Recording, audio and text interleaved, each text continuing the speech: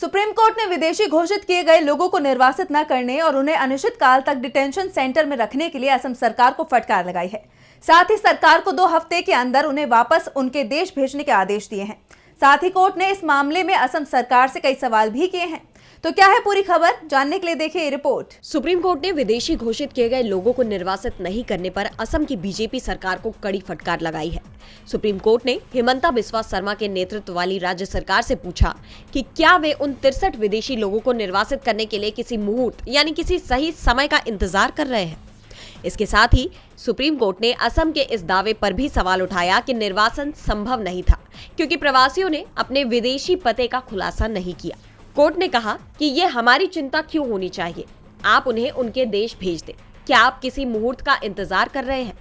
Justice ओका ने कहा कि असम तथ्यों को दबा रहा है, जिस पर भारत के सॉलिसिटर जनरल तुषार मेहता ने जवाब दिया कि उन्होंने सर्वोच्च पदाधिकारी से बात की है और कुछ कमियों के लिए माफी मांगी है।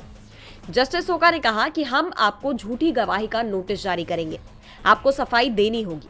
हालांकि राज्य के वकील ने कहा कि छिपाने का कोई इरादा नहीं है। इसके बाद न्यायमूर्ति भुइया ने पूछा कि एक बार जब आप किसी व्यक्ति को विदेशी घोषित कर देते हैं तो आपको अगला तार्किक कदम उठाना चाहिए।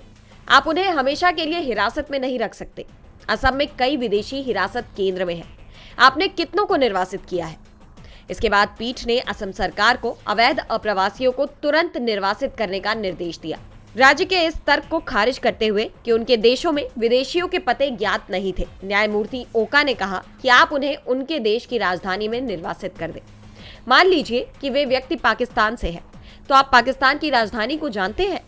उन्हें ये कहकर यही हिरासत में नहीं रखें कि उनका विदेशी पता ज्ञात नहीं है। पीठ ने कहा कि विदेशियों को तुरंत निर्वासित किया जाना चाहिए।